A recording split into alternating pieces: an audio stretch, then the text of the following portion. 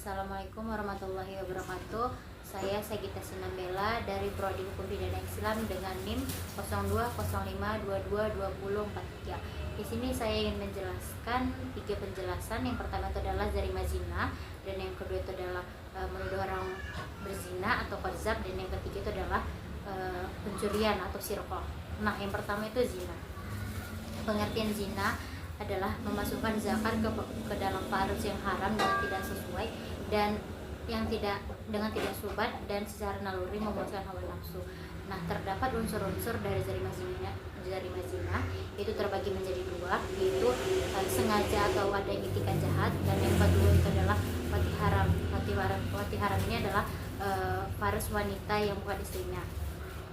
Nah, selanjutnya itu adalah sanksi dari hukuman zina ini tadi. Sanksinya ini ada 3. Dalam Al-Quran itu dijelaskan dalam surah An-Nisa ayat 15-16 itu terdapat dikurung di dalam rumah sampai mati atau dicaci maki, dan terdapat sanksi lain itu di dalam surah An-Nur ayat 2 itu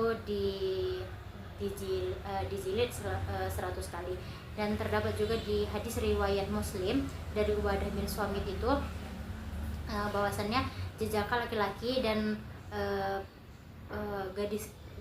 gadis perawan yang berzina, maka dianya dijilid 100 kali dan diasingkan selama 1 tahun. Nah, selanjutnya itu alat bukti. Alat bukti ini tadi ada 4. Yang pertama itu adalah persaksian, dan yang kedua ini tadi ada pengakuan, yang ketiga ini adalah qarinah, dan yang terakhir itu li'an. Nah, selanjutnya itu menuduh orang berzina atau qadzaf. Menuduh orang berzina atau qadzaf ini dibagi menjadi 2, yaitu diancam dengan hukuman had dan diancam dengan hukuman ta'zir. Nah, yaitu perkataan yang perkataan itu tadi tidak dapat dibuktikan. Nah, terdapat unsur-unsur dari qadzaf ini tadi. Unsur-unsur qadzaf ini tadi dibagi lagi menjadi 4. Yang pertama itu adalah menuduh orang berzina atau mengingkari nasab, dan yang kedua itu adalah orang yang dituduh itu adalah muhson. Muhson ini maksudnya orang yang baik atau orang yang sudah beristri. Dan yang ketiga itu adalah adanya itikat jahat.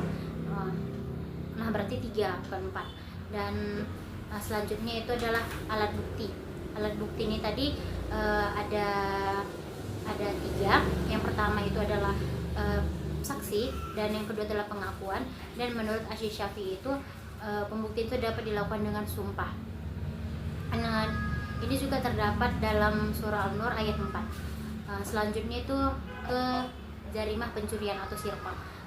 Jarimah pencurian atau sirqah ini tadi dibagi menjadi 2, yaitu diancam dengan hukuman had dan diancam dengan hukuman ta'zir. Nah, jadi pencurian yang diancam dengan hukuman had ini tadi dibagi lagi menjadi 2. Yang pertama itu adalah sirqah sughroh, dan yang kedua adalah sirqah kubroh. Nah, ta'zir ini tadi pencurian yang dihukum dengan hukuman had. Dan yang kedua, jika dia mengambil barang yang sepengetahuan orang lain, tetapi dia tidak rela dengan apa yang diambil oleh si pencuri ini tadi. Nah, lanjut ke unsur-unsur dari sirqah. Unsur-unsur dari sirqah ini tadi ada 4. Yang pertama itu mengambil barang secara diam-diam, dan yang kedua itu adalah harta yang diambil itu barang yang diambil itu adalah barang yang dicuri itu adalah harta, dan yang ketiga itu harta yang diambil itu adalah milik orang lain, dan yang terakhir itu adalah adanya itikat jahat. Nah, selanjutnya itu alat bukti. Alat bukti ini tadi ada 4. Yang pertama persaksian, yang kedua itu adalah pengakuan, yang ketiga sumpah, dan yang keempat itu adalah qarinah. Ini juga dijelaskan di dalam surah Al-Maidah ayat 38. Demikian itu saja penjelasan dari saya. Lebih dan kurangnya saya mohon maaf.